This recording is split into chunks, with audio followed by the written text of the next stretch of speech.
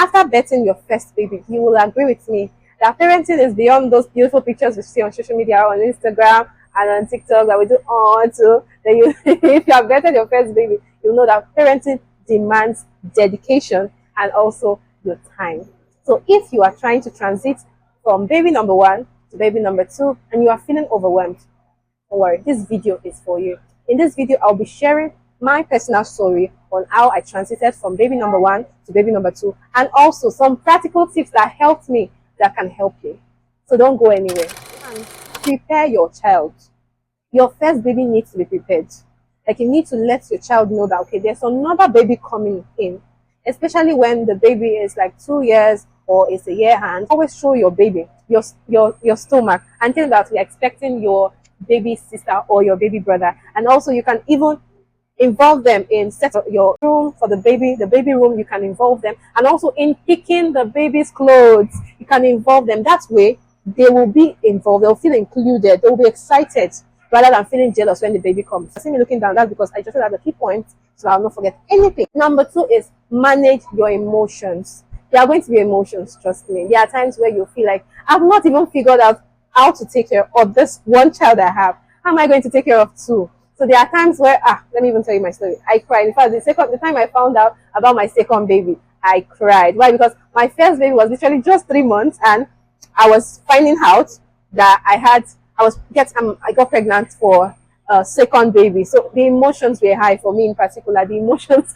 they were high because I've not even figured out how to take care of this one in my arm. I'm talking about going on another 6 months journey. That's not because some people will say, oh, why didn't you take family planning? Well, I wanted to do counting method, and it didn't work for some of us. It works for some, but for me, it didn't work for me at all. So your emotions are going to come, all right? So you have to be aware of these emotions so that you can manage it, all right? So number three is create a routine. Creation of a routine as a mother will save you more stress. In fact, it will help make people that want to help you be able to help you. For example, in my home, we have a routine. We have a routine. We know what to do in the morning, in the afternoon. When the children wake up in the afternoon, we know what to do. When they come back from school, there's something to do. Like, we have a routine that we go over every day. Every day is a routine. For example, once it's 6, we know, okay, it's time to bathe the kids. That is a routine. So you have to have a routine that you know that this is, for example, you look at their sleeping time. This routine will help you to prep meals. It will help you to prep, know the time they are going to be back from school and how you're going to be preparing their meals before they get back from school. So you have to have a routine. That's what is going to help you. If you've not had a routine for your first baby, or you're having an expectant mother, I just decided to watch this video, or you stumbled upon this video on your FYP, I just want to see. You need to have a routine as a new mom or as somebody that is transiting from baby number one to baby number two, because a lot is going to change.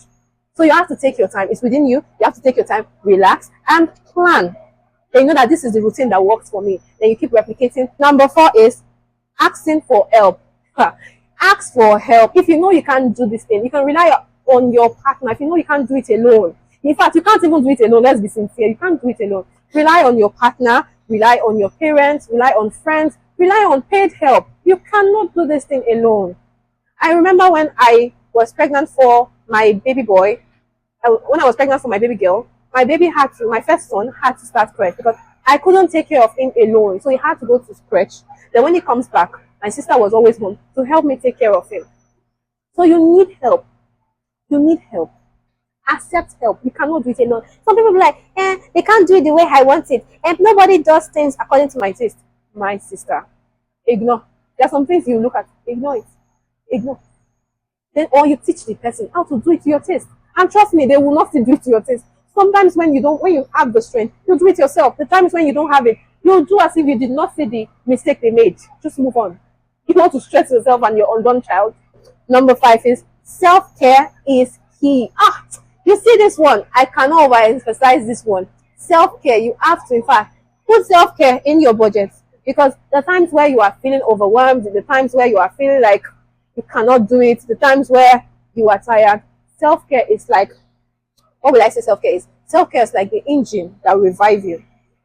You have to know what self-care is to you. Self-care is what will help you through postpartum. I lost myself after my second baby because it was as if after the first baby, I didn't have time for postpartum. So it was like a pregnancy stage. So it was like the two postpartums just waited for me after the birth of my second child and eat me. I lost myself. I was no longer taking care of myself. I didn't care what was going on around me. All I cared about was my babies were okay. I didn't care about my partner. I just felt like the world was against me. At that time, that's why we mentioned help. I had to go and visit my mom, and my mom, knowing some of the things that I was going through, even if I didn't mention, my mom made sure I made my hair. She made sure I was looking good. She made sure that, in fact, I didn't want to even do makeup.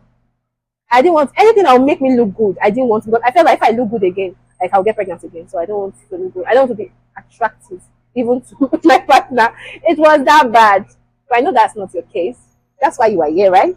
So with these tips I've given you, take your time, plan, take your time to involve your baby.